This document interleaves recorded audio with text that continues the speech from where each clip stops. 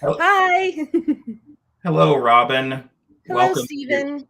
welcome to the day after Christmas. It is that. And And now, this is definitely not a gin and tonic. well, it's the holidays. You can still day drinking is perfectly acceptable during that period. And there Um, are palm trees. Palm trees equal drinking. It's like the law. yes, you're in lovely Florida right now. So Lovely Florida. every time I've been to Florida, I think I mentioned to you before we logged on, it has rained like Oh, torrentially. yeah.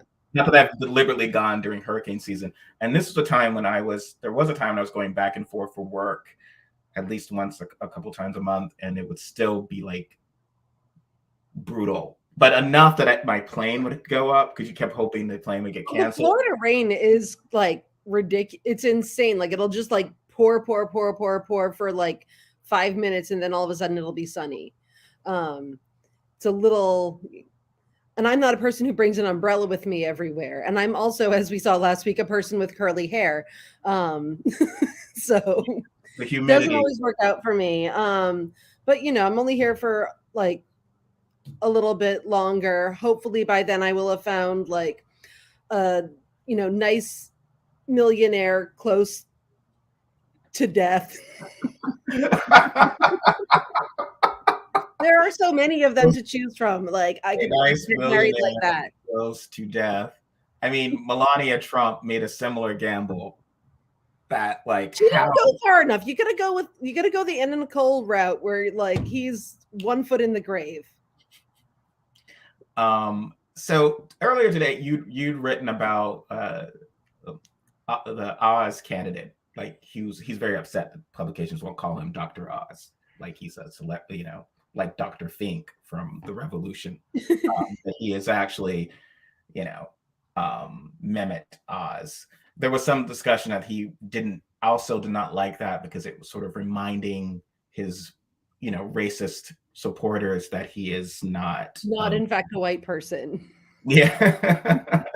um, so uh, you'd mentioned I don't necessarily think we have differing opinions on Oprah's influence because he was very upset. He was magnanimously suggesting that Oprah stay away and not actively campaign for him when there's Which she literally was no totally reason gonna why she do, would. just like she was gonna come to my birthday party. Well, I mean, she is over. I mean, she there's no. I mean, I get supporting people you like, and she might personally like him. Who knows? But I don't think you go from Obama, Stacey Abrams Yeah. to Dr. Like his entire campaign platform is very different.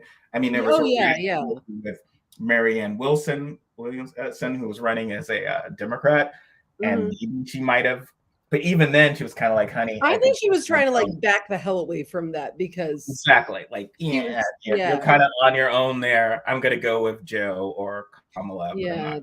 There's like a whole like I feel like with all of that stuff, there's like this whole like weird like daytime TV. Like no one really knows what's happening there, but like they've got Marianne Williamson and Dr. Oz and all these like crazy ass people on during the day, like being presented like, nope, these people are fine and normal. Or like, Montel Williams, whose show I loved otherwise and who I love otherwise as a person, had Sylvia Brown on all the time. And she Mhm. was like straight up evil. And it's just like, oh, because it's on daytime TV, it doesn't matter if it's like ridiculous and harmful. And you talked about the woo, which I'm attributing solely to you as a term because that's the first time I heard woo. Uh, Really? No, I did not invent that. but I mean, I when I kind of grew up watching Oprah again, early '80s, mid '80s, when I was a kid with my mom, and that I was mean, we on, all did. and that was like she had some decent interview, like interviewing the Klan and stuff like that, and Yeah. I was a big Phil Donahue fan, also. I still love Phil Donahue, and I'm still mad at I am still literally mad at MSNBC. Oh Um yes, because he was a cancel culture casualty. Well, they said we yeah, didn't an call that. actual one. And I will hold a grudge against them forever because they never apologized. Mhm.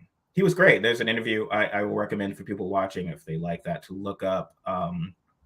There's an interview with Phil Donahue and Ayn Rand, which is actually It's bonkers. very good. But he is not insulting. He just kind of calls, and he's always right. Like everything when she's sort of like, he's like, well, what will stop someone from charging like $1 billion for gasoline? He's like, well, oh no, obviously they will go out of business because then other people, like he was He actually logically coming out without insulting her, but her stuff was like nonsense. Like she just, not to go too far afield on that, but she was someone who never got, she had a very naive view of how consumerism works, which is just like, the whole point is once someone starts, for instance, saying $5 for a cup of coffee is okay, no one is just like, well, that's absurd. We're going to put, you know, coffee bucks out of business and only charge like $1.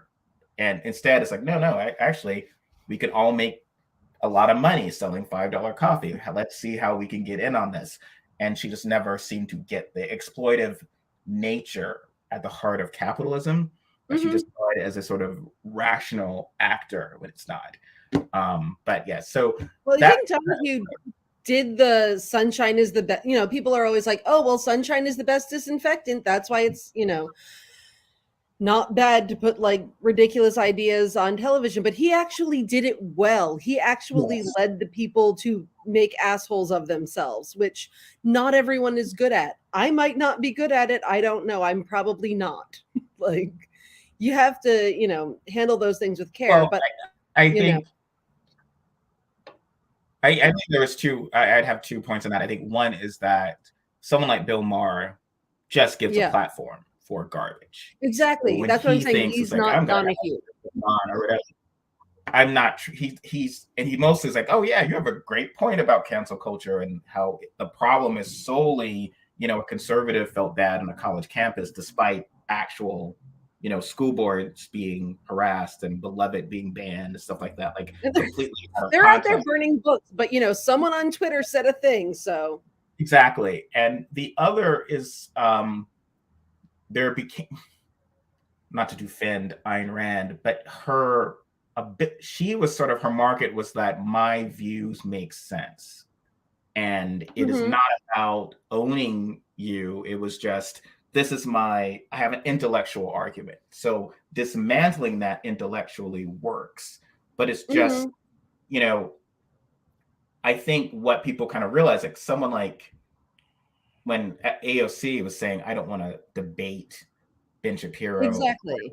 Because your goal isn't to like have an exchange of ideas and just say, okay, well, here's why I think socialized medicine is a bad idea. And then she would say, okay, well, here's where, you know, there's not, he just wants to get the soundbite of insulting. Yeah, he wants like, you know, the big giant headline, like, lady senator totally owned by Ben Shapiro. Like, and so having me, all cap.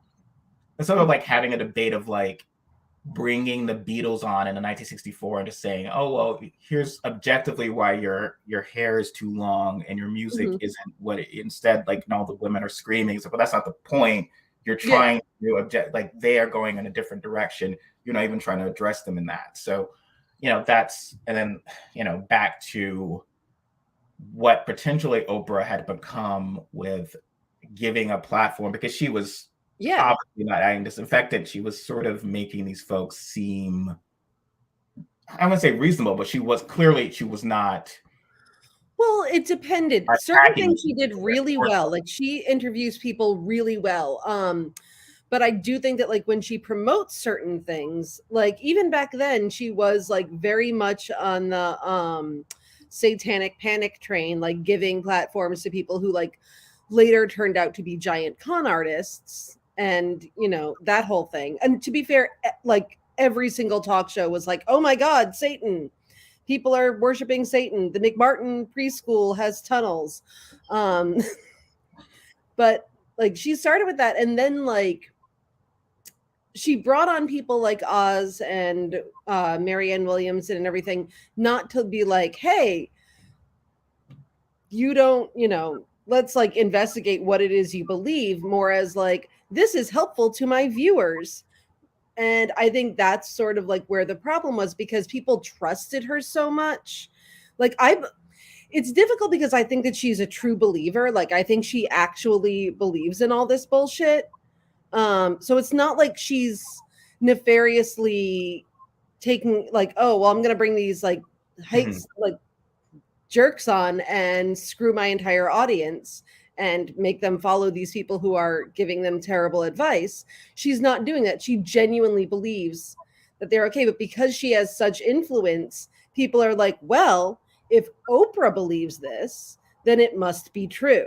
And that's sort of, the difficult thing. So, and that's why I don't think it's a bad thing if people, I don't think she has as much influence as she once did, but I don't think it's a bad thing if people are, more skeptical of the people that she promotes because of Dr. Oz and Marianne Williamson and James Arthur Ray, who she's never apologized for promoting, and she really should have, because, Yeah, I mean, I don't disagree with that. I think it's sometimes, this is probably the issue with how Twitter can sometimes be reductive and quick, where people will be like, Dr. Oz could win and he very well could, because it's all about celebritydom. He could become the next, awful Republican senator, and this is Oprah's fault. And so they're kind of compressing that. It's like, okay, the black lady's not responsible for awful white men. Like, the extent that Dr. Phil is terrible, this is if they used her platform and she offered that willingly, shame on her. But let's not get away from the fact that these people are terrible all on their own. Oh, no, absolutely.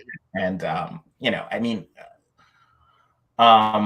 and again, it's also very sexist, because I don't think that Marianne Williamson there was ever a risk that she was going to become president or elected official. Yeah. It is very much like a Trump. There's still a very big risk, a legitimate concern that Oz can win. Herschel Walker, I think, and I'm accused of voter suppression when I say this, but it's like a Herschel Walker could probably, I mean, he is, I went to school in Georgia, he's very popular, he presents, and he's not making the mistakes that Kelly Loeffler did. For whatever reason, someone advised her to literally run a campaign ad saying that she was more conservative than Genghis Khan, which is yeah, not a wise. Not a thing anyone wants. Well, like, no, like, who I would like to be president is Genghis Khan. Yeah, well, and it is such a, I mean, he is running as a Reagan style kind of candidate, because if you think of as bad as Reagan is, objectively, you think of you're not thinking of Genghis Khan, you're thinking of a nice old guy, folksy and whatever. People don't, in large numbers, tend not to vote for assholes if you present as an asshole. Sometimes they will like that if we think they are, but I think even with Trump, if you were like, they would say he tells it like he is, he's more like whatever. They didn't necessarily think of him as an asshole. There were some who did, and they liked that he was terrible. But I still contend that in 2016, and Republicans and Democrats won't like this, but I will say, if you put let's say three of them in a room, who's the biggest asshole? Ted Cruz, Donald Trump, Hillary Clinton. A lot of people would say it would be either Clinton or Cruz, not Trump. They tended to he was pretty likable to especially white voters. Oh yeah. Period. Well, I think with that, back in Rochester, there was this lawyer commercial that ran forever, personal injury attorney, something Shapiro, John Shapiro, I think his name was. And he was crazy, and he would call him, Jim the Hammer Shapiro. So his whole tagline was, I may be an SOB, but I'm your SOB. And he's not allowed to practice law anymore, I don't think, for reasons. He's also the reason why lawyers aren't allowed to give themselves insane nicknames in New York anymore. But that's sort of what Trump was doing. He was like, I may be an SOB, but I'm your SOB, crazy racist white people. Oh, yeah. I mean, and they liked that. They appreciated that. I mean, people do like it when people are assholes on their behalf, if they're sort of successful at it. Yes. I mean, the racism, the misogyny, yes, there's that, but it's Yeah. not just as easy as that. To the extent that he was connecting, it's always been an error to the extent that Democrats haven't gone in and figured out why he was appealing so much to people that we might have ignored after Occupy Wall Mhm. Street or whatever, who, their frustrations and their angers he was able to connect with. And Mhm. I think I'll link that back to Oz, where the fact of celebritydom, people are still sort of, Oh yeah. you know, how could he win? It's like, well, because he's a celebrity, like he can, and he seems like a decent guy. I mean, I would not vote for him, but if I'm someone who's already inclined to support his policies, he seems like a decent guy, right? And he's, Wait, you know, Oz? if No, you I are mean, inclined to like his policies already, you are not going to think of him as a terrible he does not present as a terrible person. He obviously has a TV show. You don't actually, I mean, yeah, I no. don't think he doesn't I've hated him for a very long time. In fact, the only time I ever really liked Claire McCaskill was when she was like tearing him a new one, and I was like, yes, I appreciate this. Oh yeah, I This mean, is I don't, wonderful. I'll inject it directly into my veins. and I don't disagree with that. I think the challenge has always been to, I don't like this person, but why do other people like him? Mhm. Is No, yeah, I saw that with, um, it was a challenge with, from, um, Sanders and Warren, and even Buttigieg. I was not a fan of Buttigieg during the primary. I think he's a decent guy. This wasn't, yeah, no, what? No, but, I have no idea. Oh my god, would but I never think it's have guessed. important to at least comprehend beyond a sort of reductive sense why people were responding to him. And I think obviously responding to him because he presents as a smart, nice young man. There's a lot of sort of bias as to why that was happening compared to like other nice young men who were running, like Cory Booker, Julian Castro. But Yeah, it's important to understand where this appeal is. If you ignore it, if you're just like, oh, well, only people who like Sanders are people who want ponies, and the only people who want Sanders, who like Sanders, are bros. I mean, that was dangerous because what happened was there's people like you mhm. who's not this stereotype. I knew ladies, middle-aged women who would present, you would think, as a Clinton supporter who likes Sanders. So you're kind of already ignoring, people who exist, which is not going to help. So with Oz, I do think that there is a potential coalition. And so when I saw people kind of laughing at the idea that he was running, and like, well, obviously upstanding, moderate, perfectly qualified Connor Lamb will beat the stuffing after over at a Dr. Oz. I'm like, okay, well, don't, I mean, No, oh no. I mean, this is literally what has I happened. And think he's a monster for like reasons that have nothing to do with politics, like to begin with, also his politics, but also the other reasons. Um, but there's a reason why, like, you go to the supermarket and like all of the like Woman's World and the tabloids are like, Dr. Oz has a new miracle cure and you can lose 10 pounds in like 3 days. Um, yeah. like that because that's what sells those magazines. Like people are like, oh wow, Dr. Oz has a new miracle superfood. Sign me up. Green coffee bean extract. Like, sure, why not? Um, Because they and do trust him. and we do, it's not that we're opposed to celebrity on the left. Mhm. Beto Mania, Abrams, and even Buttigieg was like, there's Yeah, agreement trying to attach Obama's celebrity. But at the same time, it's like you can do that if you pass all these other tests. So if you are yeah, qualified, a wonk, have gone to the right schools or whatever, and then you happen to be a celebrity, okay, that's fine. yeah, Then you've played your dues, as opposed to, whereas Republicans are like, well, no, let's just run a former football star. Let's yeah, just run a reality TV star and then just hand them some papers and then sign it. And we will sometimes on the left be like, well, that's ridiculous. It's so irresponsible. And then at the same time, we'll say, you need to vote for whatever Democrat, even if it's Joe Manchin or whatever, any Democrat, because ultimately that's abortion rights is at stake. So anyone who will, it's like, okay, well, but also we need to not ever mention abortion rights. Exactly. Well, yes, because that'll put off the anti-abortion people. Yes, you can't. Yes, that is frustrating. I'm gonna go too far afield on that. That is frustrating. Yeah, no.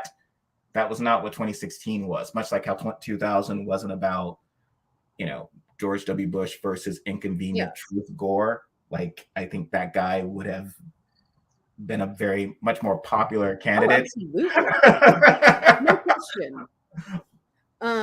What I was going to say though about the Donald Trump thing, what we were talking about earlier is, the interview with Candace, what's her face. Oh my God! You sent this whatever. It was I know, and it was the photo you sent of like the video of her. And Candace Owens. I don't know why I blanked on that. I don't know why I'm not trying to. Look, I don't want to attack anyone's appearance. It's not about that. It was just a weird. It was like I just don't understand what's going on. It felt like she was wearing some sort of, like she was in Star Trek, where it's like this haircut that's an alien haircut. Like all Romulans have weird bangs or whatever. Like that's their haircut. Like it was sort of a weird thing over this is your haircut. Like I didn't understand what was happening in the video you sent me. I mean, other than she's been banned from every Black beauty parlor in America. What is it? It's a bob, like, I mean, I don't know. I fundamentally don't understand. So it wound up being very confusing as to what I was looking at. But apparently she was interviewing Trump about vaccines. Which he responded as I frankly had thought he would from the very beginning, which is I created vaccines with my own hands in a laboratory. He had like the lab coat on and was putting stuff up and drinking. Yeah, this is it. I've cured COVID. And then, of course, we understood that he didn't because it's not called the Trump vaccine and it's free. So it's obviously not Joe Manchin's daughter having to do with the vaccine. No. I mean, so you almost wonder if that would have been the clue. Like it has to actually cost something. It would have to be like the cost of a car to be fully vaccinated, and poor people would have to GoFundMe to get vaccinated, and the unvaccinated would be poor people, and rich people would be like, "Oh, what are you gonna do? Free market." Yeah. And then all the Republicans absolutely would have gotten the vaccine if poor people couldn't get it and it weren't free. I absolutely believe that. I mean, but that is marketing. I think honestly, if you hammered home like, hey, there are people in these third world countries who are not able to get the vaccine because we're sort of like, hoarding them all. Like they would be like, oh, wait, maybe I should get it. Because that's how they've operated through every single step of this. But one thing I do really want to caution people against is everyone seems very jazzed, like, oh, they're turning on Trump now. Oh, the anti-vaxxers are turning on Trump. They're actually not. No. Like they're really like Alex Jones is, but all of those crazy people think that he is controlled opposition. I'm not even kidding. What the hell is that? Okay. So they think that Alex Jones was invented to make them look bad. And he's never going to like truly red pill people on their bullshit.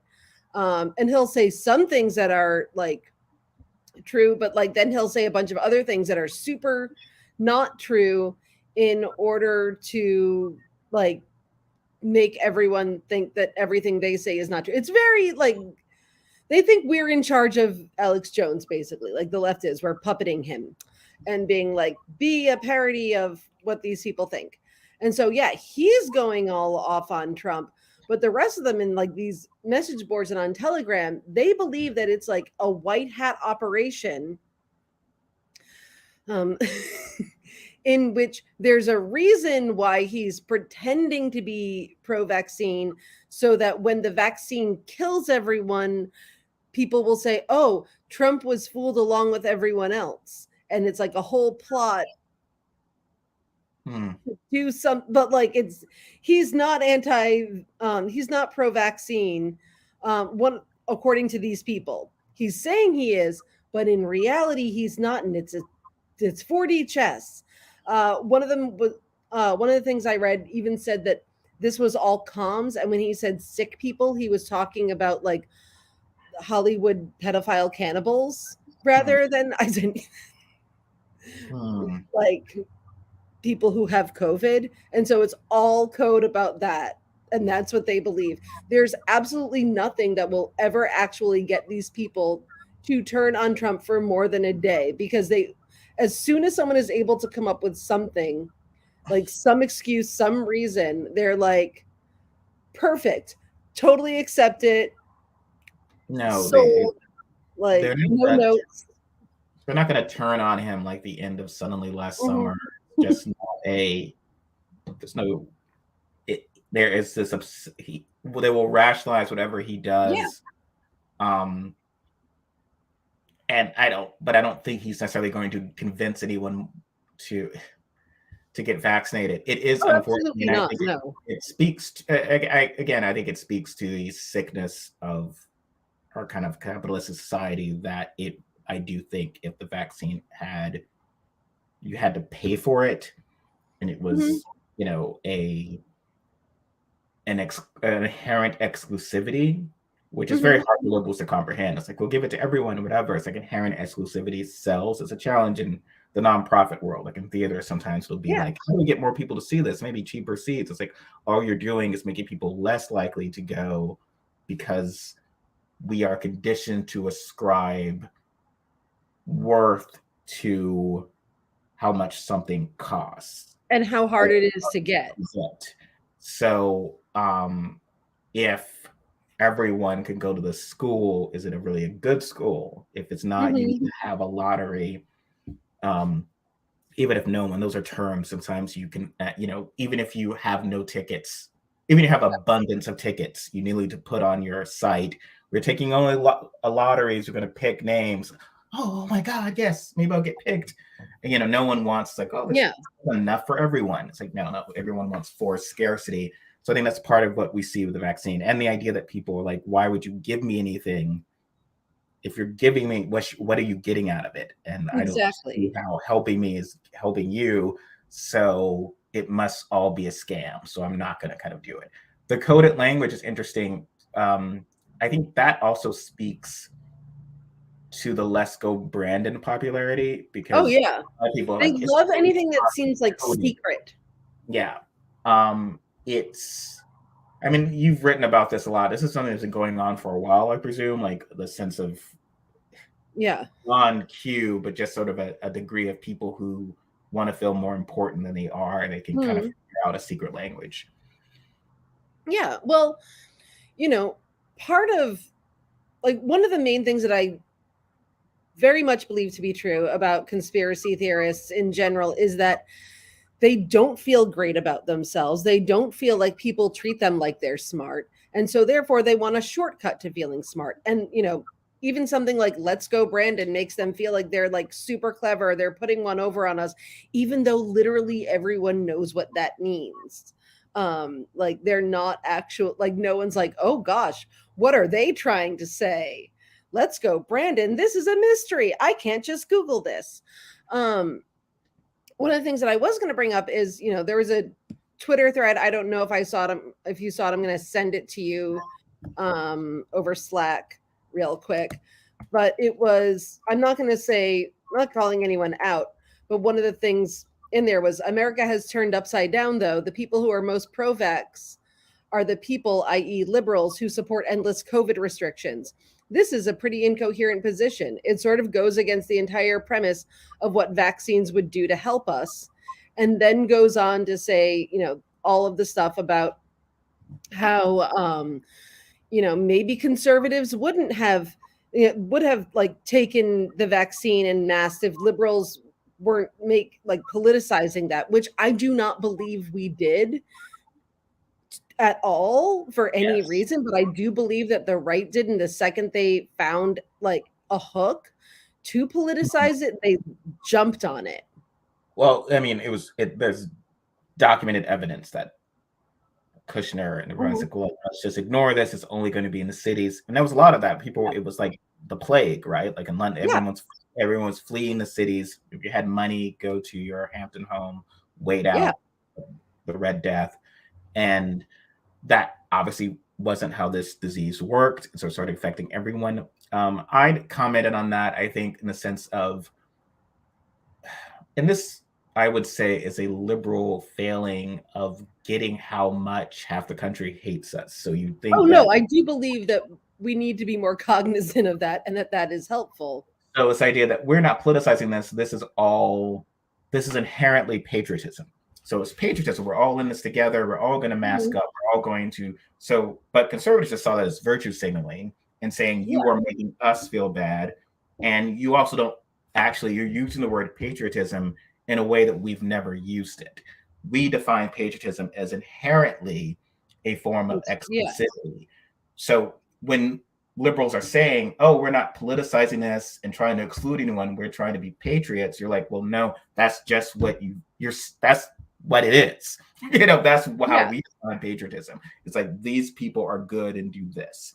You wear their flag pin, you wear this, and we'll try to find another reason to not exclude you. It's kind of how etiquette in many ways was about how I can make you feel comfortable, how I can be.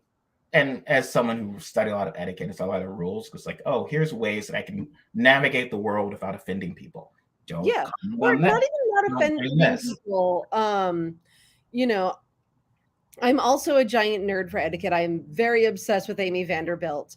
I love her so much. No, she is great. Freaking hilarious. Unintentionally hilarious. But, one of the big things about etiquette was that it was the whole purpose of it is to make other people feel comfortable and feel welcome. But what it ended up being used as, and, especially during like the Gilded Age, when like a lot of people were becoming nouveau riche and whatnot, they were getting new money and they were getting all uppity and shit. They invented all of these etiquette rules that people like in order to like sort of track who was old money and who was new money, like lifting your pinky, which is now considered gauche. Oh yeah. It was a sense of these are rules. These are rules. If you don't know the secret club rules, then you're not part of it, as opposed to just these are things that we do to not be like in group, out group. Exactly. And so that makes people feel good. And which, again, the people who are, everyone's like, well, why can't conservatives get that you would not obviously misgender someone because you're making that person feel like a creep? Why wouldn't you state your pronouns at the beginning of a meeting? That's just being polite, and then that avoids issues later. I mean, to me, exactly. It's great. It's like, I don't run the risk of having to assume or make a mistake. That's wonderful. Everyone's like, well, no, that's just virtue signaling. Because it's like, well, no, we want in groups and out groups. We want people to feel bad about themselves. Yeah. And I think it has to be understanding of that's the core of it. I mean, I empathize with people like Eric. Well, I don't personally empathize because I don't have relatives who are, biological relatives who are conservatives, but I can feel, I get where Eric Swalwell was coming from, and he's like, that's not my parents' Republican Party, his parents who voted for Trump twice. One of the guy who did Let's Go Brandon, it's like, but that was always at the core of your parents' conservatism, was their in-group and out-groups. And the sense of not telling an old man on Christmas, even forget that he's the president, you just don't tell an old man who's being nice to you to go to fuck you on Christmas. Apparently easy. I was writing about this for tomorrow. It's like how there's these rules for meeting the Queen, and some of them are somewhat counterintuitive. Many are polite, but like, can I send you the rules for meeting the Pope? Please do, yes. And I have Amy Vanderbilt's rules for meeting the Pope. I wrote it up for another thing once. And none of them bother to state, oh, and don't tell the Queen, fuck you. even if you're team Megan, even if you're whatever, don't. Yeah. That's just that's very rude. And this happened at the same time that Republicans had been lecturing, is mostly, or in some never Trumpers, have been lecturing us about over the holidays, be polite to your racist uncle and your whatever, and don't, so, and then when this guy violates what they'd been stating, which is just have the false peace at the holidays, right? With your richer conservative uncle, don't bring up things to insult him. Don't pick a fight with him. Be polite. Same thing where this is the president or just another human being. Don't be a jerk. He's being very nice to you. Don't be a jerk at this moment. Suddenly it's like a free speech thing, even though free speech is not. And it's never been like, oh, people aren't going to be insulted. Yes. Well, Liz had been in a Twitter back and forth with Stephen, some guy. I'm not going to mention his name, but he was, oh, you want this guy to lose everything and lose his what? Well, it's not what I want. There are going to be consequences to his actions. And one person flipped out on this. It's like, there's been a long time plot line, dozens of sitcoms, movies, where someone does something like that and loses everything. That's how the exciting action of the sitcom. Often, usually, when the person does this is a hot mic or something, they're usually try to make the person likable because they're not like saying "fuck you" to an old man. But then he was like, "Whoa, so that's certifiable." You want? It's like, well, no, it's just that if you were to send this script to someone, no one's going to dismiss the premise as absurd. It's going to be, well, yes, that's a really dumb thing to do. And if you do a really dumb thing, somehow the inherent, like this happened with one white kid, I think in Florida or something, who was like lost a Harvard scholarship because he was using the N-word. Oh, yeah. And it was like, well, you did a dumb thing and there were consequences. I forgot, I am Black. I live in America where there are consequences to the slightest action. I forgot the Kyle Rittenhouse world of, oh yeah, I shot some guys. I shouldn't have been there. But like, come on, don't ruin my life over it. Let me continue to make as many mistakes as I can for the rest of my life. It's just, feel like the premise there a lot is the people who are used to being insulted should just like continue politely being insulted so that the people who are not used to being insulted or forced to face consequences don't ever have to do that. And almost like it's our job to shield them from the consequences of their behavior, or to shield them from, that like they can say something that, hurts my feelings, but if I point out that they hurt my feelings, then I'm the asshole. Yeah. Because they're too fragile to handle the fact that they just said something hurtful and they just wanted people to be like, oh no, that's fine, I'll just let that go. And the classic whataboutism of people who are, might have been mean to, and this is of course coming from a lot of Democrats online, because we have this compulsion to want to be fair. It's like, well, people said mean things about Bush. Well, not fuck him to his face, but whatever. People used to say fuck Bush, not to his face, but and people were mean to Trump. Trump's a literal a monster. But again, from a etiquette standpoint, someone saying, "Oh, I'm not going to come to the White House and accept your hospitality because I fundamentally disagree with you as a person," is actually polite. It's like you have the right to say, no, thank you, I won't be attending this. Once you accept someone's hospitality, when you're engaging and having a conversation with them, then you probably shouldn't tell them to go to fuck you in a otherwise cordial encounter like that. But look, he's going to play the victim card. He said, "I stand behind this 100% because Americans are incapable of learning from Scrooge." Like you insert any MAGA American into A Christmas Carol, is a totally different thing. He's going to end it all pissed off. He's going to fire Bob Cratchit because his wife was mean to him. I heard your wife say mean things about me. You're fired. And how dare the world not be nice to me? It's like there's no capability of remorse or regret. Like, oh, these things are bad. Maybe I should not have done this because that's what causes bad things to happen to me. So instead, it's like, just let me just play the victim card and be a jerk. Yeah. Well, But because they're actually the ones who do play the victim card in reality. Like they're, and they're the ones who try to wield it as a cudgel, while all the while saying, oh, we're just doing what you do, which is actually not what's happening.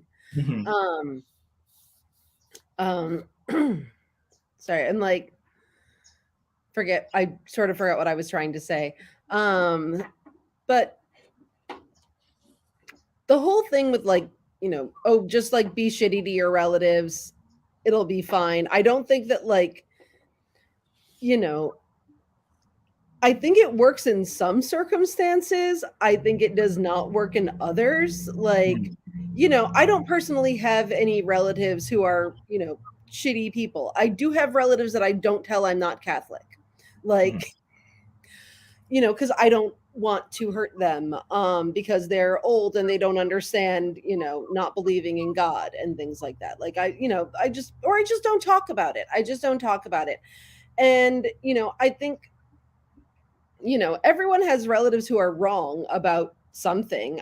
Mine don't happen to be, you know, crazy Trumpists, and I'm lucky in that respect, but I disagree with them on other things, and I don't, there's a way, I think, to, not necessarily like be a giant. There's a middle ground between, being like, I'm coming for you, Uncle Fred, and, I'm not saying anything at all. And I think that, there's a way sometimes to, charm offensive that shit in a way that is actually more effective in convincing people that you are correct than like, you're wrong and let me tell you why.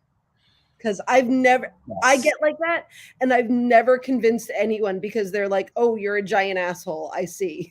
Like, Yeah, well, it's not like also what they were describing is that your family should be like, your family holiday gathering should be like a Christmas, office Christmas party where there's yeah, understanding. Like, you obviously work with these people.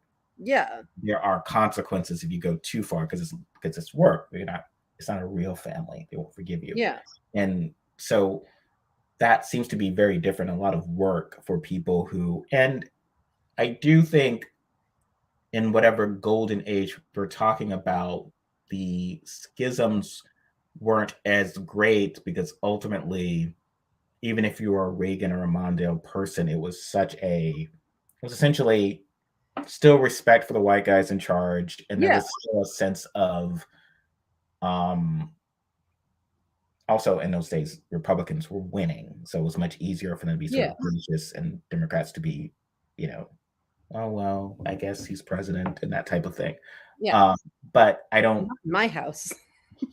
If I you're fundamentally someone who though, it, my issue had all been that with the false piece was that who is it benefiting? Because what I saw Mhm. is one thing. Look, if you want not to be a Star Trek nerd, but it was like the one lady's talking about she loved hanging out with Ferengis. They're fun, but she never was naive enough to not believe that they are Ferengis. She understood Ferengis were, not to go far afield, but like here's the things about this group that is essentially I should watch out for. And if I found that was not always the case, it was like you get someone who was like constantly in 2016. I was like, yeah, Trump will probably win. No, because you know, my Jack Kemp Republican style. There was always this idealized, their aunts, their uncles, their favorite Mhm. relatives were always this idealized West Wing Republican.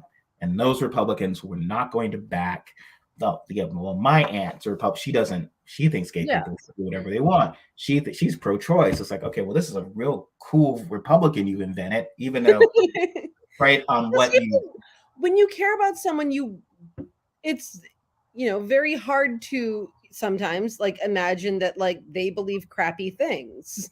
Yeah. And I understand that that's hard for people. And I get that. It's It's not, not when you're in yeah, denial. If you could at least be, I love my aunt, but I know she's going to vote for Trump.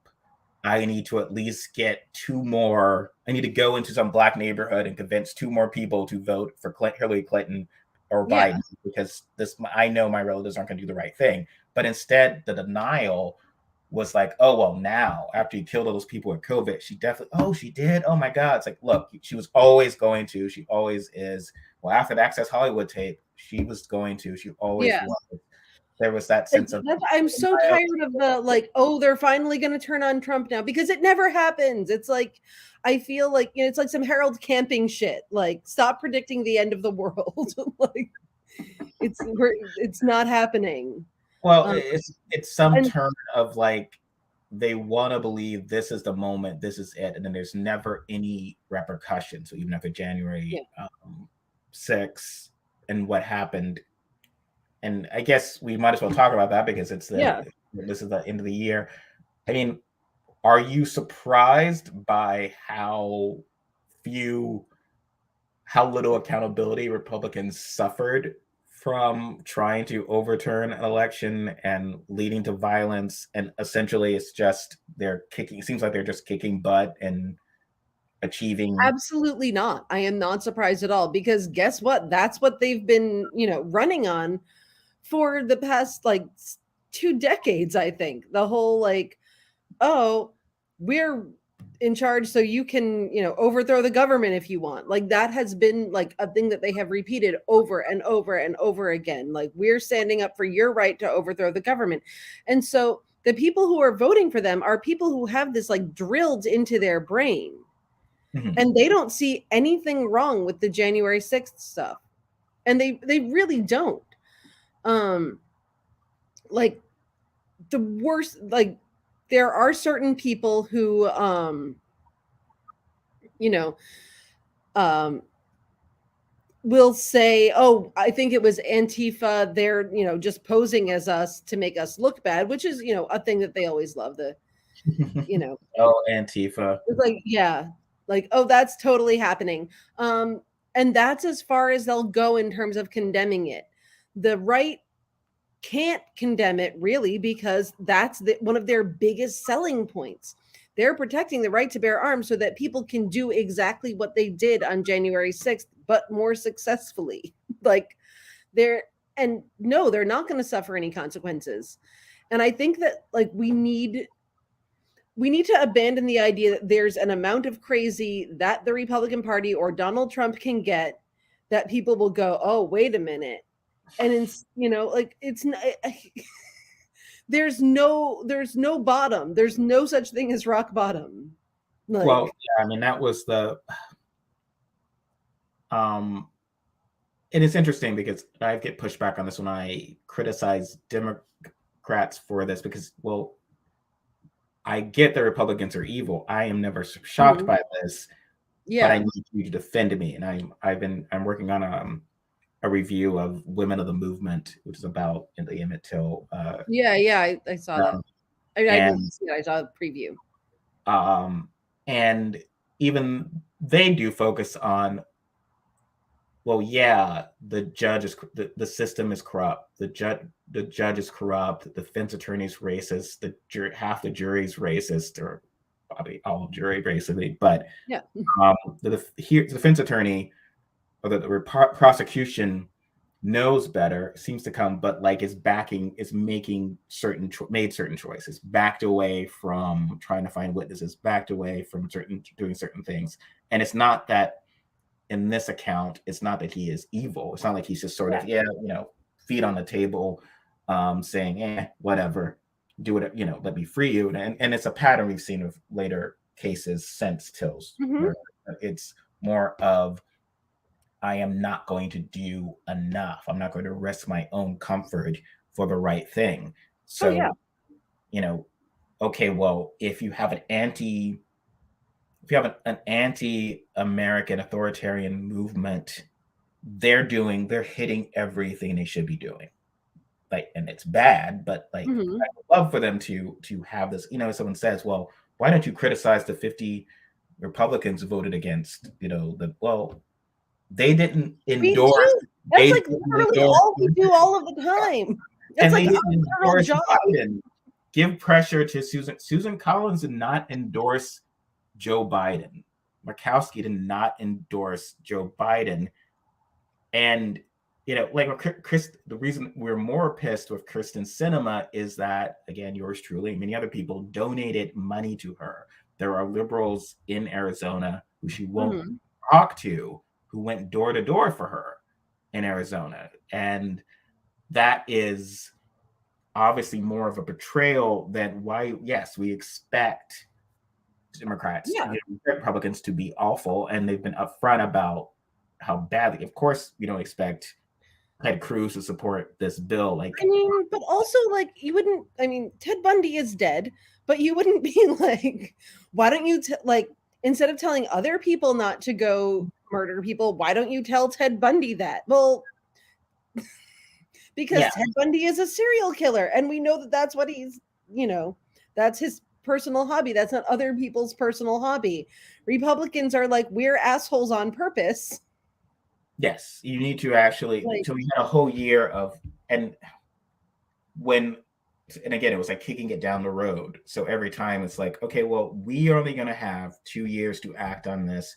You need to, whatever Biden can do to get these two, well, they're useless. The best we can do is to expand our majority, even though Black people won't be able to vote in 2022 or whatever, expand the majority, and then we'll do all this good stuff, and then we'll protect abortion rights, and then it's like, okay, well, in this fairy tale world where that could happen, and I don't want to suppress the vote by suggesting that's unlikely, but why don't we just, okay, well, let's just pray away Republicans.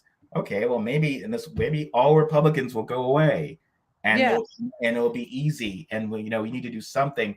And Manchin's problem is that, well, you can't go to Susan Collins if Manchin he's theoretically to the left of her, right? So I'm supposed to go to her and just say, oh, buck your party and buck everything and support the Build Better Act that this Democrat. I don't think that's even what people are asking for. I think that it's the same thing as when people are like, why are you complaining about feminism here in the United States when like those people in like there are countries in the Middle East where, women don't have any rights because, we can actually affect change here. People want to hear like, okay, we'll criticize Republicans for not supporting it instead of Joe Manchin because that makes people who agree with us feel good. Like that it accomplishes literally nothing. I'm sorry, like it makes people feel good and it makes people feel like, yeah, we're the good guys, we're on the good team, unequivocally, but it's not convincing anyone. It's not, it may be cathartic, and I understand that, but like catharsis only gets you so far, especially on the left. Like we don't. Oh yeah. Well, it's also fascinating in the sense of what the big tent will hold, because the criticism with Cori Bush or with others is like, even if you disagree with things like defund, or if you disagree with her, as a standpoint, it's rooted in a form of inherent liberalism, or at least what the Democratic Party should believe as a liberal party. Yeah. And okay, well, we want to affect reform. Here's one sense of that reform. Here's the other. The people who are like defund avoids us from doing real reform. Wink, wink. Which they're never going to do real reform. It's a different case. But Manchin's challenge is that he's fundamentally, when people are like, well, you're being, don't criticize. Well, it's a problem when a Democrat claims that poor people will use the child tax credit on drugs. Yeah, that's a really fucking big problem. It's an astonishingly big problem. Like, oh my God, that is really bad. Yeah, I mean, that's not okay. I mean, it is rare. You might get, there are some Republicans, but not many who are still, I think Michael Steele will say that he Yeah. criticized Republicans and said there was no such thing as systemic racism. He's like, that's ridiculous, you know. But of active, generally, it's like your Tim Scotts or whatever. It's like, Yeah. America, there's never been systemic racism. Work hard, lift your pants up, and you can, you know, achieve anything. Is their position? That is a Republican position. That is a Yeah. core belief. And so with Democrats, it is a challenge when you have people fundamental core belief is not a sense of that poor people are lazy or grifters or giving if you're hearing Reagan era rhetoric, Yeah. it's not. And so never Trumpers would say, well, that's great, you know. I resent any never Trumper telling me I need to settle for Joe Manchin because the person who would replace him is going to be an effing fascist. It's like, well, okay, well, thank you, guy who helped create a Republican Party. And, The options are fascists yeah. or what? So oh, how convenient for you. So you spent your whole life building a party that includes you, Rick Wilson, and includes you, Tom Nichols, all this. You helped create a party, you fostered and supported a party that is now overtly fascist and dangerous. And then you come to us and say, oh my God, it's no time for Kamala or AOC, God forbid, or any of that, or Warren. You got to just elect. Just get a white guy in there. You just got to elect more Joe Manchins and just essentially be Republicans from the West Wing. Yeah. That we like. And that's the only way to save democracy because we created this Frankenstein monster that's killing people. And it's like, okay, well, your Joe Manchins keep getting their asses beat. Like Republicans, the Republican leadership from when Liz Cheney was in leadership, Scalise, McCarthy, they all directly said, you know, Marcia the Green's a nut job during the primary. You were the first to write about her. I read about it later. She's a nut job. No. We support this nice Republican, respectable Republican. And she had no support from leadership. And she still wiped the floor with that guy during the primary. Because that is what they want. And it was a clear choice. So that was like, it was not a choice between, oh, well, I know that's a bad Republican, but abortion, I can't. I'm so pro-life. I've got to, you know. It's like, no, they were clearly both anti-abortion, anti-gay. Everything was on paper, and what they went for the crazier option. She was, yes. So, you know, Manchin. The theory that Manchin's going to lose 2024 anyway. So, you know, it's almost academic. I think we can do better than Kirsten Sinema. I think you also need to quote an old movie, wartime concierges. I mean, I've hit this before. How did we fuck up, forgive my language, how did we at that level? Because 2 years after Obama was elected, they were sending Marco Rubio. Junkyard dog of like, I'm going after everything these guys. And then, you know, when Obama was reelected, it was Ted Cruz. It was like clear, hatred, Tea Party, all that was building. So 2 months, the resistance, someone who gets elected during the resistance, when Trump is president, it's Kirsten Sinema, who's like, I want to be buddies with Republicans. It's like, okay, well, did we not during the recruiting process explain that we're at war for democracy? Because that's something that would come up if you and I are canvassing voters who are disappointed or upset. And I know we're supposed to just yell at them and say, vote. And then they slam the door at us. But like, weirdly, I feel like that's not super effective. We're supposed to say, democracy's at stake. And it's like, oh, well, did Kirsten Sinema not believe that? Because she just wants to work with Republicans and talk about how awesome Republicans are and how you can work with them and roll them up. Like, what's going on? It seems like you're just now saying that, democracy is at stake. If you believe democracy is at stake, you need to act like junkyard dogs, maybe repeal the filibuster, maybe expand the courts, all these things that Republicans would do if they were in power and legitimately backed up their own rhetoric. And I get grief for this. So they say well, that's being bad like Republicans. But it's not that, I mean, Superman doesn't blow up orphanages. Like he's not a, but he doesn't like let people just slap him. Like, Yeah. he's no, no, no, I'm gonna actually put up a fight. I'm just a good guy. Like I'm gonna use Yeah. certain, so it's just like, just don't, you know, you can use some of McConnell's hardball tactics, be Batman, but like don't just allow yourself to be pummeled. And I think that's been a challenge. I mean, I'm stunned by how little that we've done on a truly epic level to contend with the attack on abortion rights. I mean, I've never seen an extent where it's hard to imagine Democrats assaulting the core of the supposed Republican base at such a level and so successfully without tremendous reprisal and all of these voting suppression laws, and then the fugitive uterus acts that have been passed.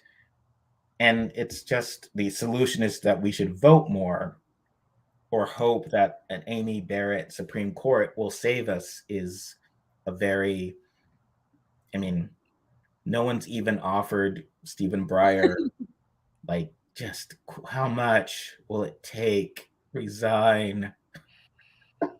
Or just like take him to like a fake Supreme Court. So like he's asleep and then they drug him and then he wakes up and he's like, it's a completely fake Supreme Court and they're all actors playing the God. other characters. Like, here's our case today.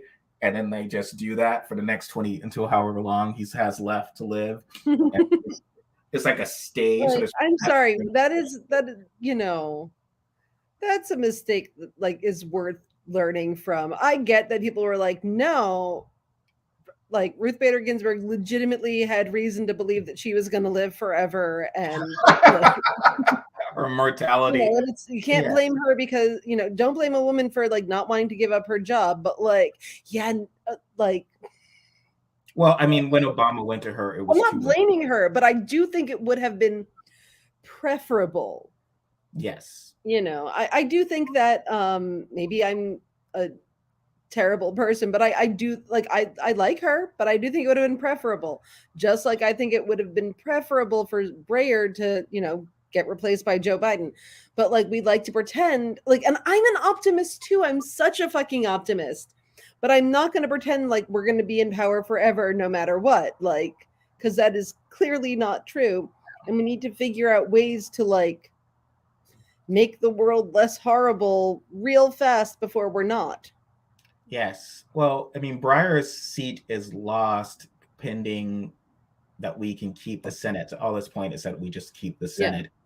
But what's frustrating with that is like when people will defend Manchin, it's like, well, he votes for the judges and the cabinet. And it's like, oh, well, which is fine, but he isn't someone I would respect him more if he wasn't Mr. Bipartisanship. If he was Oh like, yeah. look, I'm a practically a Republican Democrat. You're the best I'm going to get in West Virginia. I don't care much about poor people. Here's my thing, and take it or leave it.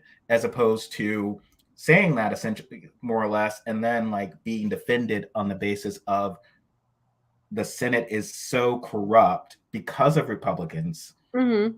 So his power comes from that. So he's as powerful as he is because Black people came out and elected Ossoff and Warnock, if you remember their names. Yeah. Um, and he we live in fear because it's not so much that, oh, if McConnell got the gavel again, if Manchin switched parties, we would lose the chance to do all these great liberal things because he's Mm-hmm. stopping that on his own. But it's more of just, oh, McConnell wouldn't let us have a Supreme Court hearing, which is unprecedented. He wouldn't let us. He would let people die from COVID. He wouldn't even have passed that. He wouldn't do so. Essentially, if that is true, at least I would love it if our signature legislation from the past 2 years wasn't how great liberals are.